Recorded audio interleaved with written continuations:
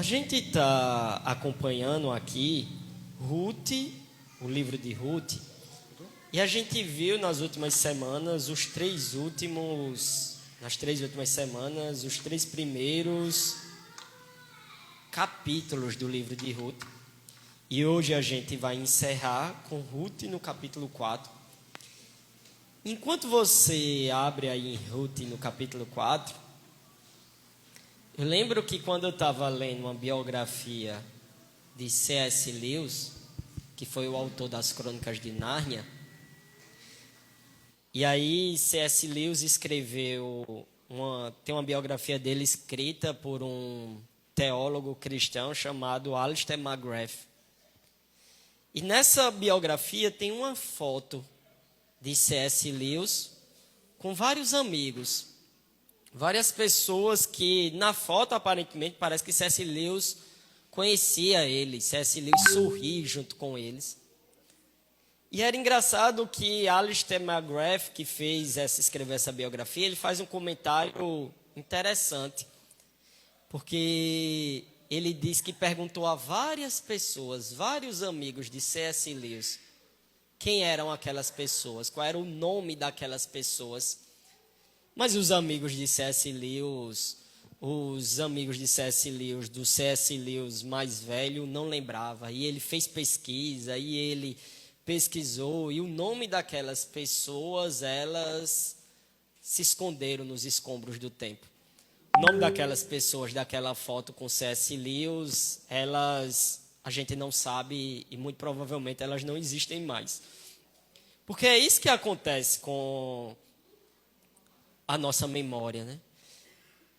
Eu peço para os meus alunos do fundamental, eles fazerem lá um exercício de árvore genealógica e eles só conseguem lembrar dos nomes dos antepassados deles, até os avós, com muito sufoco, até os bisavós.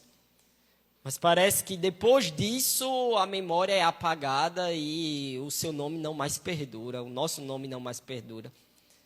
E no tempo antigo, na época antiga, um dos privilégios que as pessoas queriam era que o nome delas perdurasse por muito tempo. Elas queriam que o nome delas durasse gerações de gerações, que elas não fossem mais esquecidas, como foi esquecido os amigos de C.S. Lewis das fotos, ou como é esquecido a maioria dos nossos antepassados, que a gente não lembra o nome. Esse era um desejo. Deus, quando chega para Abraão, em Gênesis, no capítulo 12, Deus diz: farei de ti uma grande nação, e o teu nome será afamado, o teu nome será conhecido. E um capítulo antes, em Gênesis, no capítulo 11, na Torre de Babel, é dito que eles iam construir uma torre para que o nosso nome ficasse famoso. Os construtores da Torre de Babel queriam que o nome deles ficasse famoso para todo sempre. Essa é a ideia de nome que tem para os antigos. E aqui em Ruth, capítulo 4, esse contexto entra para a gente entender o que vai acontecer. Ruth, capítulo 4, a partir do verso 1, diz o seguinte, a palavra de Deus: Boaz subiu à porta da cidade e assentou-se ali. Eis que o resgatador de que Boaz havia falado ia passando. Então lhe disse: Ô fulano, chega-te para aqui e assenta-te.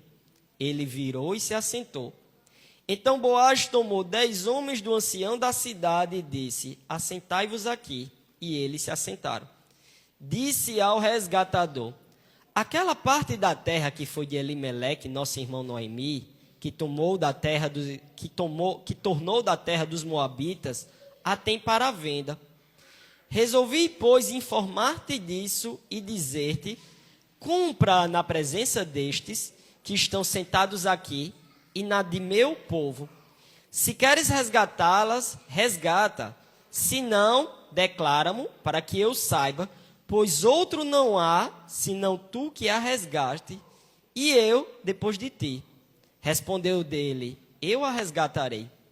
Disse, porém, Boaz: no dia em que tomares a terra da mão de Noemi, também tomarás da mão de Rute, a moabita, já viúva, para suscitar o nome do esposo falecido sobre a herança dele. Então disse o resgatador: para mim, não a poderei resgatar, para que não prejudique a minha. Redime tu o que me cumpria resgatar, porque eu não poderia fazê-lo. Este era outrora o costume em Israel, quando há resgates e permutas. O que queria confirmar qualquer negócio, tirava o calçado e dava ao seu parceiro. Assim se confirmava o negócio em Israel. Disse, pois, o resgatador a Boaz: compra tu, e tirou o calçado. Antes da gente continuar a leitura, olha como é interessante a história aqui. Rute é uma história que se passa no contexto dos juízes.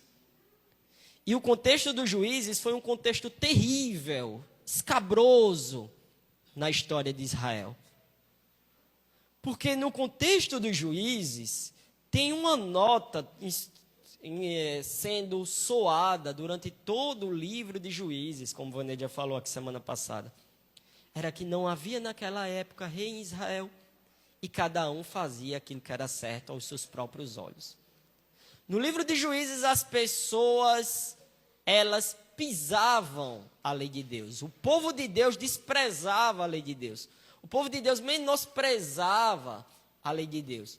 E o povo de Deus fazia coisas tão terríveis, mas tão terríveis, que eram coisas mais terríveis daquilo que os cananitas e os pagãos fizeram. O livro de Juízes termina com uma história que é a história mais escabrosa das Escrituras. Uma história que eles não somente repetem aquilo que fez lá em Gênesis o pessoal de Sodoma e Gomorra, mas eles fazem uma coisa pior do que o que as pessoas de Sodoma e Gomorra fizeram. É assim que termina o livro de Juízes. Mas aí, Rute, você tem um personagem, Boaz, que vive nesse período onde todo mundo pisa na lei de Deus. Mas Boaz era um homem diferente. Boaz era um israelita que a gente vê que bênção ele é quando ele obedece à lei de Moisés. Porque você já parou para pensar nesse aspecto da lei de Deus? Quão abençoador é para as pessoas quando você obedece à lei de Deus? Quão maravilhoso é para o seu próximo você obedecer à lei de Deus? O quanto você abençoa a vida dos outros quando você obedece à lei de Deus. E a gente vê isso na história de Boaz. A gente vê como Boaz abençoou Noemi e Rute, porque Boaz decidiu obedecer à lei de Deus. E naquela época, cada um fazia o que era certo aos seus próprios olhos. Boaz, ele poderia ter se aproveitado de Rute, conforme tem lá em Rute, no capítulo 3, naquela que foi aquele plano maluco de Noemi. Ele poderia ter deitado com Rute, poderia ter usado Rute como uma prostituta, ou poderia simplesmente fazer relações com Rute, tal como isso, muito provavelmente, era o que acontecia no livro de Juízes. O Boaz poderia também, na lei de Moisés, tinha um ponto, e esse aspecto aqui do livro de Ruth faz referência a isso, esse contexto. Na lei de Moisés, você tinha um personagem que era o Redentor. Tem outras traduções que dizem o resgatador. E o que é que esse Redentor, o resgatador, faria? Numa situação de dificuldade, numa situação de problemas, durante um certo período de tempo, aquele resgatador poderia redimir aquela terra, poderia resgatar aquela terra. Então, Noemi tinha uma terra de Elimeleque, lá em Israel, e Noemi passava por sérias dificuldades financeiras. Então, o que que o Redentor poderia fazer? Ele poderia pagar a Noemi, adquirir durante um tempo aquela terra de Israel para plantar, para vender, etc. E por esse ato ele era tido como o resgatador. E depois de um período de tempo, aquelas terras voltariam à família de Noemi. Era assim que funcionava o plano da redenção com relação às terras em Israel. E Boaz sabia disso, mas não era qualquer pessoa que poderia redimir. Não era qualquer pessoa que poderia resgatar. Tinha que ser um parente próximo, porque a lei de Moisés sabia bem dos perigos de que uma pessoa que não tivesse nada a ver de relações de laço com você, ele poderia pegar aquela terra, fazer o que quiser, dificilmente ela devolvia ou alguma coisa assim. Por isso que a lei de Moisés dizia que esse resgatador tinha que ser o parente mais próximo. Porque quanto mais próximo é o parente, pressupõe a lei de Moisés, mais é provável que ele, passado o devido tempo, ele resgate, ele pague o valor justo pelaquela terra, ele não abuse, não explore das pessoas. Quanto mais próximo é o parente, menos sujeito a danos ou opressão teria. E aí tinha Ruth, e Noemi contou esse aspecto da lei de Moisés para Ruth. E o desejo de Ruth e Noemi era que Boaz fosse o resgatador. Era que Boaz fosse o redentor, porque Boaz, de alguma forma, era parente próximo dela, Noemi. De Elimeleque, na verdade. Contudo, tinha um sujeito na frente de Boaz. Tinha um sujeito que era mais próximo a Noemi do que Boaz. E por isso que, como um bom observante da lei de Moisés, Boaz, começa o verso 1, ele sobe à porta da cidade, assenta-se ali. Perceba que isso é muito interessante, irmãos. Porque nessa época ninguém respeitava a lei de Moisés. Ninguém respeitava a lei de Deus. Nessa época, ninguém estava nem aí para os preceitos de Deus. Mas você vê Boaz, que com esse tipo de detalhe, Boaz está preocupado. Ele quer fazer a coisa do jeito certo e da forma certa. Por isso diz aqui a palavra de Deus, que Boaz subiu à cidade e assentou-se ali.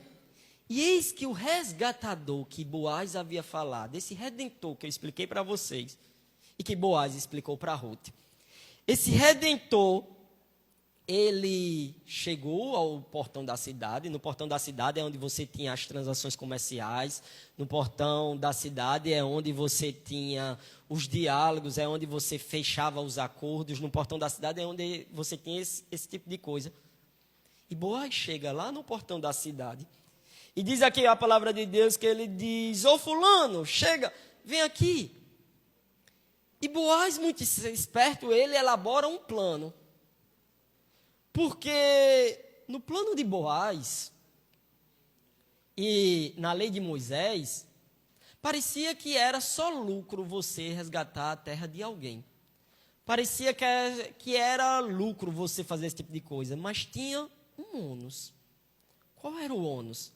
É que quando você resgatasse a terra de alguém, você deveria, muito provavelmente não, a lei de Moisés estipulava, você não deveria deixar a viúva desamparada. Você deveria casar com ela. E você deveria casar com ela para você dar descendentes ao falecido marido, aos proprietários e os donos da terra. E você deveria, e ao fazer isso, você sacrificaria o seu próprio nome. Você se sacrificaria a sua própria descendência.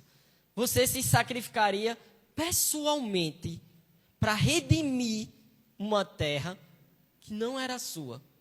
Para você fazer o uso da terra, você precisava se sacrificar.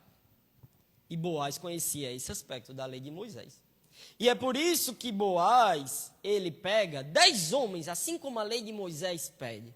Pega ali as testemunhas. E Boaz pede para eles se assentaram. Eles vão passando ali na porta da cidade. Boaz vai chamando: ei, senta aqui, vai, senta aqui. E quando se completou 10 testemunhas, Boaz disse para o resgatador: aquela parte da terra de Elimeleque, do nosso irmão Elimeleque, Boaz lembra aqui o aspecto de que eles lá em Israel, eles são parentes. Principalmente ele, o resgatador, aquele resgatador ali, Boaz e Elimeleque. E ele diz, a terra do nosso irmão, diz ele aqui, que foi lá para fora de Israel e depois voltou, Noemi, ele, depois de ter voltado da terra dos Moabitas, ela está à venda, porque você sabe a dificuldade que Noemi está passando. Você sabe os problemas que Noemi está passando. Todos nós aqui em Israel somos testemunhas disso. Eu resolvi informar na presença desses 10 aqui, dessas 10 testemunhas, que você pode ser o resgatador. Eu resolvi informar que você pode ser aquele que vai redimir a terra lá de Israel. Então, redima, se você quiser resgatar, resgate, porque senão, já que Noemi está passando por uma dificuldade, avisa, porque eu vou ser esse resgatador, já que eu sou o próximo da fila. E aí, ele pensando, rapaz, eu acordei, porque isso é cedo da manhã, né? E aí o resgatador lá, ele pensou, oxe, ganhei na loteria. Porque Noemi nesses dias morre, porque eu vou ter uma terra assim que, basicamente, eu vou resgatar ela e caiu assim no meu colo. E um israelita valorizava muito suas terras. Então, está tudo perfeito para mim. Então, eu vou resgatar. Mas aí, irmãos, no verso 5, tem um porém de Boaz. Porque Boaz já esperava esse tipo de resposta. Disse, porém, Boaz, no dia em que você tomar a terra da mão de Noemi, saiba também que você vai tomar, não somente a terra de Noemi, mas você vai tomar a mão de Rute, a Moabita. E quando você tomar a mão de Rute, a Moabita, já viúva, você vai suscitar o nome do esposo falecido sobre a herança dele. Então, no dia que você tomar da terra, você vai dar herança ao ex-esposo de Ruth.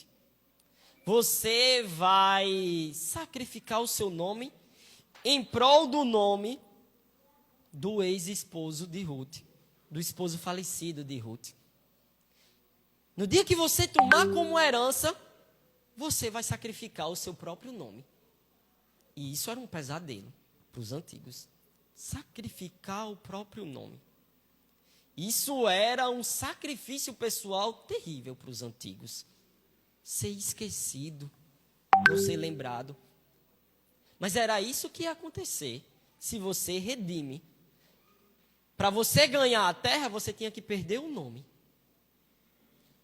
Por isso, irmãos, para suscitar o nome do esposo falecido sobre a herança dele, para que as pessoas que passassem e vissem as grandes colheitas, as plantações, dissessem, esse aqui é a colheita e a plantação, não do nome do resgatador, mas do nome do esposo falecido. Mas do nome da pessoa que tem um nome suscitado ali. Tinha que ter um sacrifício pessoal ali, naquele tipo de redenção. É por isso que no verso 6, o resgatador disse, então nesse caso eu não vou poder resgatar. Para mim, eu não poderei. Por quê? Para que não prejudique o meu nome. Para que não prejudique a minha herança. Para que não prejudique a minha linhagem. E é curioso como ele diz, né? Redime tu que cumpria resgatar, porque eu não poderia fazê-lo. É interessante quando ele diz, irmãos, redime tu, como se fosse algo, ele está somente ali olhando a partir dos seus próprios interesses, e como se fosse um castigo, um grande abacaxi. É um desprezo ali, por exemplo, por Ruth, que é incrível. Diz a palavra de Deus no livro de Provérbios, e aliás, em todo o livro de Provérbios a gente vê Quão mulher valorosa era Ruth? Ruth era o tipo de pessoa em que, sabe, uma vez Jesus disse para Natanael, disse assim, aí há um verdadeiro israelita em quem não é dolo. Ruth era esse tipo de pessoa. Ruth era uma pessoa fiel, Ruth era uma pessoa trabalhadora, Ruth era uma pessoa honrada, mas para casar com Ruth, é preciso sacrificar o seu próprio nome. E aquele homem, ele não estava disposto a isso. Ele não estava disposto a se sacrificar por Ruth. É interessante que no livro de Provérbios diz, mulher valorosa é muito mais preciosa do que uma pedra de rubi. Muito provavelmente o autor do livro de Provérbios, quando criou esse provérbio, é provável, diz alguns teólogos, que ele estava lembrando de Ruth. Porque Ruth era essa mulher valorosa. Ruth era essa mulher honrada. Mas aquele homem era um homem, irmãos, que não merecia Ruth. E era engraçado, né? Porque o Espírito Santo, intencionalmente, aqui na narrativa de Ruth, no capítulo 4, o Espírito Santo, ele não cita o nome daquele homem que não estava disposto a perder o seu nome. O Espírito Santo que inspirou o autor do livro de Ruth, ele não diz para a gente o nome daquele homem. O homem que não estava disposto a perder o seu próprio nome, a gente não sabe o nome dele. Contudo, continua a palavra de Deus, esse homem e Boaz fizeram um acordo. E esse homem e Boaz, eles acordaram. E aí diz o verso 9, que Boaz, quando o homem disse, compra tu, e aí ele tirou o calçado para fazer o acordo, e diz para a gente a palavra de Deus no verso 9, então Boaz disse aos anciãos e a todo o povo, sois hoje testemunha de que comprei da terra de Noemi tudo que pertencia a Elimeleque, a Quilom e a Malom. E também tomo por mulher Ruth a Moabita, que foi esposa de Malom, para suscitar o nome de Malom sobre a sua herança, para que esse homem, neste nome, não seja exterminado dentre seus irmãos e da porta da sua cidade. Disto sois hoje testemunha. Olha o que Boaz estava disposto a fazer, irmãos, por amor a Ruth. Boaz estava disposto na frente dos anciãos, e ele fez esse voto na frente dos anciãos.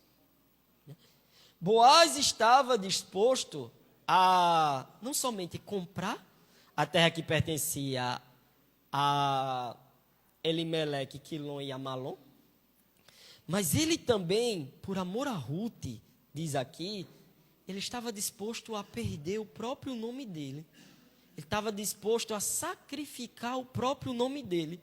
E diz aqui a palavra de Deus, no verso 10, que ele estava disposto a fazer isso para suscitar o nome sobre a sua herança, para que este nome não seja, o nome de Malom não seja exterminado dentre seus irmãos. E a porta da cidade, disto sois hoje testemunha. De acordo com as Escrituras, irmãos, esse é um papel que deveria fazer um homem de verdade, sabe? Está disposto a se sacrificar pela pessoa amada. Porque no tempo de Juízes, as pessoas não estavam sequer preocupadas com isso. No tempo de Juízes, e Boaz poderia ter seguido isso. Boaz poderia ter feito uso do corpo de Ruth sem querer assumir os afetos ou a responsabilidade de Ruth. Boaz poderia ter feito isso.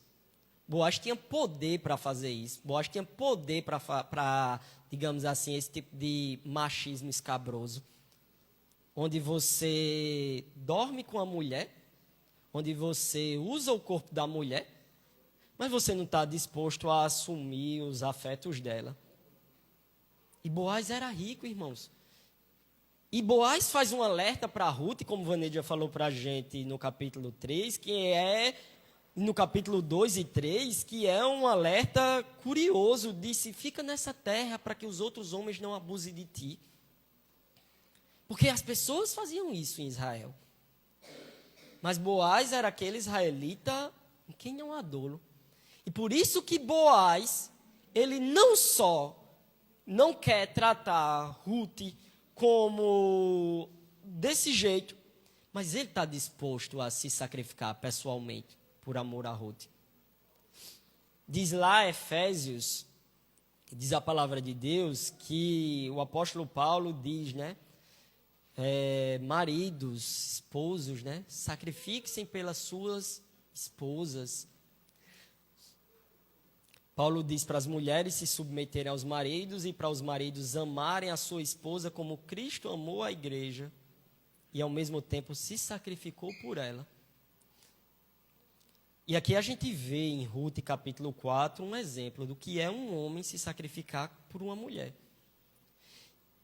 E tem uma coisa curiosa, irmãos, que claro que essas coisas na sociedade contemporânea, essas falas de Paulo, não são bem vistas de forma nenhuma.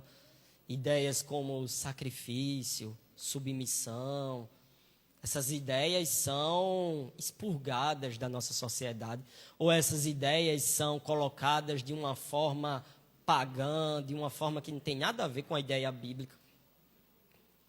E por isso que você vê muitas vezes na sociedade até as mulheres que dizem, não é para se submeter não é para ser submissa não tem essa história não.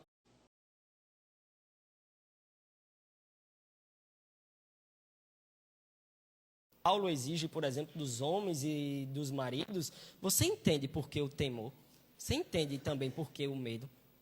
Porque, irmãos, uma mulher devia submeter a um homem que está disposto a se sacrificar por ela, como Ruth fez com Boaz.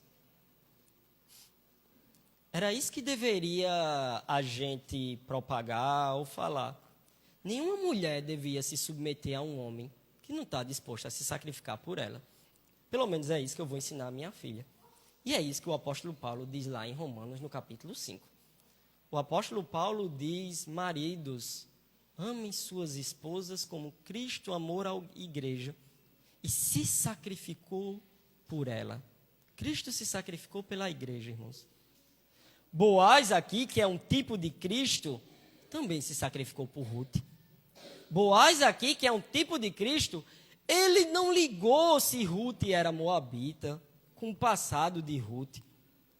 Ele viu quem era Ruth. E ele aqui, em Ruth, no capítulo 4, ele sacrifica o seu próprio nome, e a coisa que os antigos tinham de mais valioso, que era o seu próprio nome, ele sacrifica por Ruth. Aqui diz para a gente o verso 10. E ele deixa no verso 10 bem claro isso. E quando todo o povo viu aquele sacrifício, quando todo o povo viu aquele tipo de redenção, quando o povo todo viu Boaz redimindo Ruth, o povo todo diz no verso 11, olha como é interessante. Todo o povo que estava na porta e os anciãos disseram, somos testemunhas. O Senhor faça a esta mulher que entra na tua casa como a Raquel e Lia, que ambas edificaram a casa de Israel. E tu, Boaz, ate valorosamente em Efrata e faze nome afamado em Belém. Seja a tua casa como a casa de Pérez, que Tamar teve de Judá, pela prole que o Senhor te der desta jovem. Assim tomou Boaz a Ruth e ela passou a ser sua mulher. Coabitou com ela e o Senhor lhe concebeu o que concebeste e teve um filho. Então as mulheres disseram a Noemi, seja o Senhor bendito que não deixou hoje de te dar um neto, que será teu resgatador, e seja afamado em Israel o nome deste. Ele será restaurador da tua vida e consolador da tua velhice, pois tua nora que te ama o deu à luz, e ela te é melhor do que 7 filhos. Noemi tomou o menino e pôs A Noemi nasceu um filho e lhe chamou Obed. Este é o pai de Jessé, que é o pai de Davi.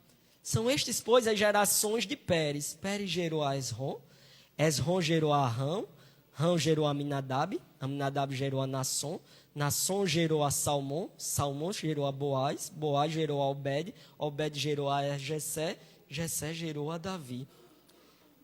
Olha como termina de forma muito bonita a história de Ruth, irmãos. Quando as pessoas viram que Boaz era um verdadeiro redentor, um verdadeiro resgatador ali, quando as pessoas viram isso, elas disseram, não somos testemunhas disso, porque Boaz pediu testemunhas. E elas disseram, somos testemunhas. E elas lançam uma bênção para Boaz e Ruth. E qual é a bênção? Eles dizem que Ruth seja como Raquel e Lia. Raquel e Lia, as mulheres que edificaram a casa de Israel. Que seja como Raquel e Lia. Que seja como Tamar, que gerou a Pérez. E é interessante que eles citam Raquel e Lia e citam Tamar e Judá. Porque, irmãos, quando você vai lá para Gênesis, você vê a bagunça que era o casamento de Jacó. E você vê a bagunça mais ainda que era Tamar. Tamar, ela era casada com o filho de Judá.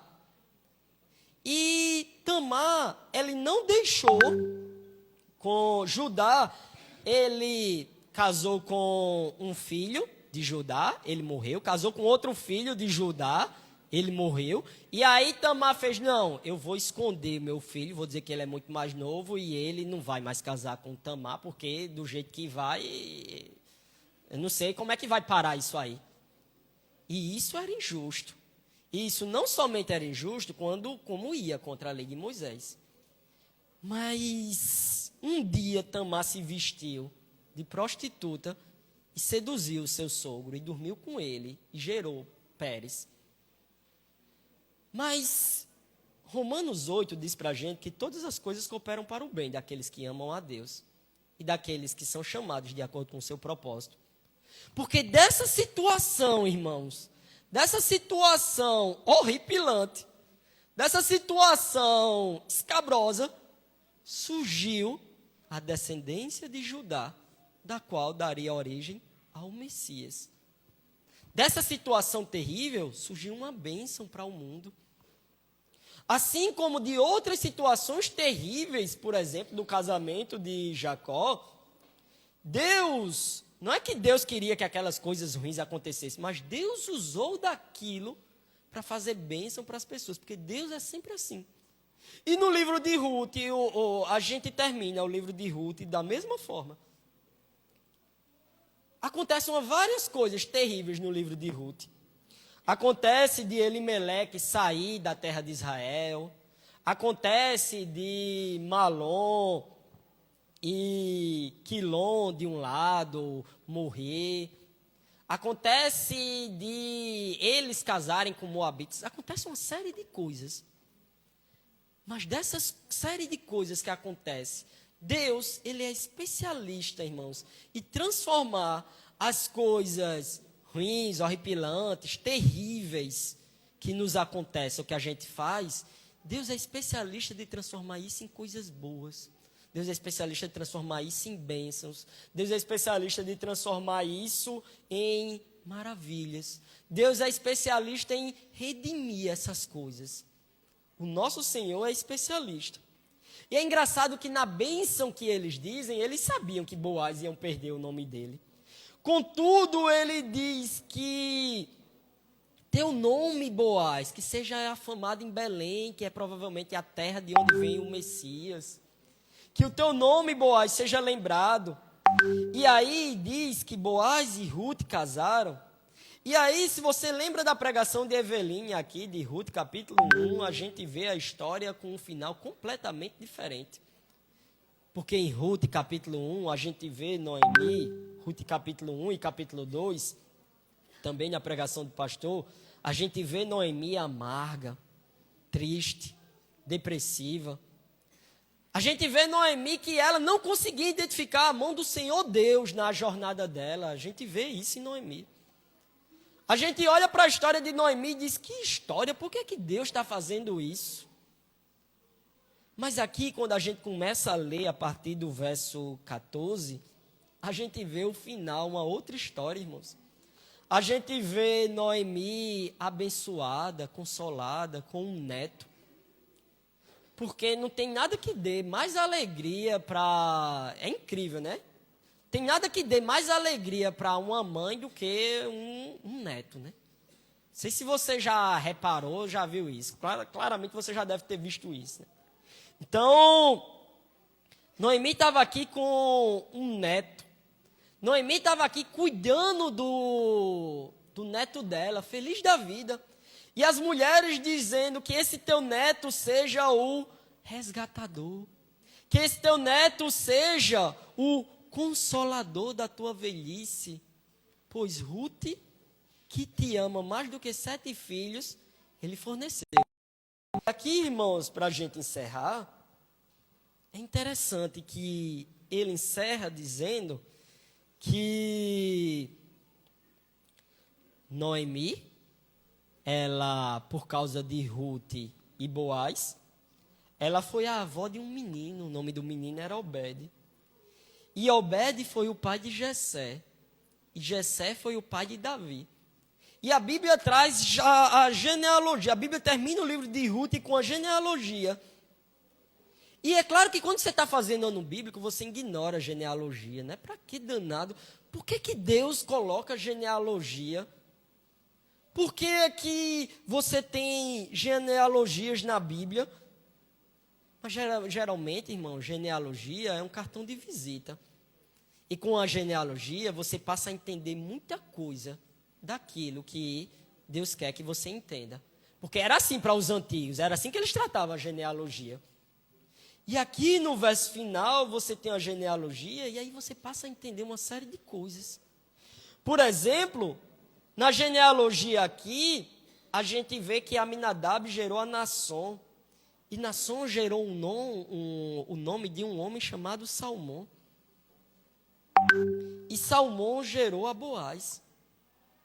Quando você vai para a genealogia de Jesus, você vê que Salmão, ele era o esposo de Raabe. Raabe, a prostituta cananeita. Raabe, aquela mulher que salvou os espias lá no livro de Josué. Ela casou com um homem chamado Salmão. E Raabe e Salmão tiveram um filho. E o filho de Raabe e Salmão era Boaz. E aí, irmãos, a gente passa a entender quão maravilhoso Deus é. Quão maravilhoso Deus é, irmãos. Porque Deus, Ele foi muito maravilhoso na vida de Raabe. Raabe que era uma prostituta. Raabe que era uma mulher que muito provavelmente o mundo desprezava. E o mundo desprezava porque os homens só queriam o corpo dela. E além dos homens só quererem o corpo dela, ela era o tipo de mulher que não era do povo de Israel. Mas Salmão abençoou Raabe. Salmão não levou em conta isso. E Salmão, ele casou com Raabe. E o nome de Salmão e Raabe estão lá na genealogia do nosso Senhor. E Boaz viu isso. Boaz viu que o pai fez pela mãe dele. Boaz viu que era possível, sim. Boaz viu que o pai dele tirou a mãe dele da vergonha e redimiu a mãe dele. Boaz, ao ver isso, ele tinha um exemplo. Por isso que ele não faria aquilo com Ruth, irmãos. Por isso que ele não usaria a Ruth. E lá na genealogia de Jesus, diz a palavra de Deus que de Raabe e Salmão você teve Boaz e Ruth, escrito para todos sempre, pregado por toda a comunidade cristã. O homem que estava disposto a perder o seu próprio nome, esse homem ganhou. Aquele que não estava disposto a perder o seu próprio nome, esse aí perdeu. Porque essa é a matemática do reino de Deus, irmãos. Na matemática do reino de Deus, aquele que não está disposto a abrir mão, esse vai perder. Aquele que amar mais a própria vida, esse vai perder, irmãos. Aquele que não estiver disposto a abrir mão, esse aí vai ter, esse aí que pensa que é o primeiro, esse aí vai ser o último. Mas aquele que está disposto a perder, aquele que está disposto a se sacrificar, aquele que está disposto a dar a sua própria vida, na matemática do povo de Deus, irmãos, na matemática do reino de Deus, esse vai ganhar. Foi assim que aconteceu com Salmão, foi assim que aconteceu com Boaz, mas mais significativo, foi assim que aconteceu com o descendente de Salmão e de Boaz. Porque lá no Novo Testamento, você vê que essa genealogia aponta aqui para alguém que é maior do que Salmão. Lá no Novo Testamento, você vê que essa genealogia aqui aponta para alguém que é maior do que Boaz. Essa genealogia aqui quer que a gente olhe para frente, para alguém que é o nosso Salvador. E o nosso Salvador, que é muito maior do que Boaz, irmãos, o nosso Salvador também. O nosso Salvador estava disposto a perder, não só disposto como ele perdeu. Essa semana eu estava lendo um comentário de um teólogo, chamado N.T. Wright, e ele faz um comentário, eu estava lendo umas meditações dele do livro do Evangelho de João, e ele faz um comentário que eu nunca tinha atentado, Você já viu quantas vezes no Evangelho de João, ou nos Evangelhos de uma forma, o nosso Senhor foi chamado de endemoniado? O nosso Senhor foi chamado de alguém, um satanista, Beelzebu, alguém assim? Desonraram o nome do nosso Senhor. Desonraram, aliás, completamente o nosso Senhor, não somente o nome dele. Ele veio para os seus, diz a palavra de Deus, mas os seus não receberam. Contudo, irmãos, o nosso Senhor fez isso por amor de mim e de você. O nosso Senhor é o nosso verdadeiro redentor, o nosso verdadeiro resgatador. Aquele que está disposto a dar a sua vida por amor a nós, esse é o nosso Senhor. E é por isso que a gente se submete em humildade ao nosso Senhor. Porque a gente tem confiança, a gente se achega com confiança ao trono da graça. Porque o nosso Senhor, que é maior do que Boaz, o nosso Senhor fez isso por mim e por você. Diz a palavra de Deus que, embora sendo Deus, não considerou que o ser igual a Deus fosse algo que ele deveria se apegar.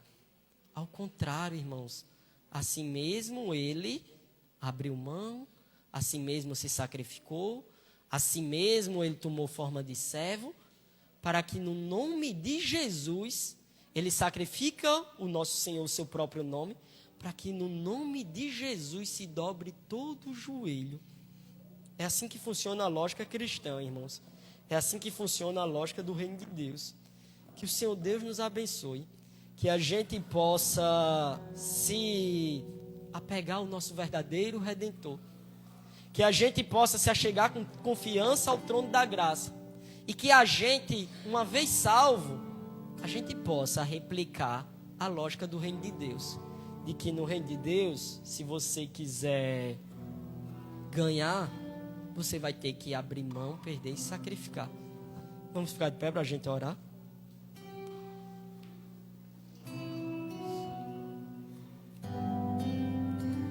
Oremos. Santo, santo, santo, querido Deus, nosso Pai.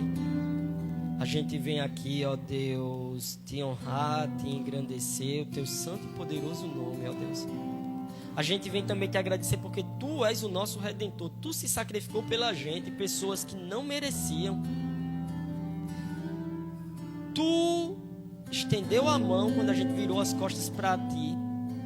Porque quando a humanidade era inimiga de Deus, diz o apóstolo Paulo, o Senhor foi lá e nos remiu, nos redimiu.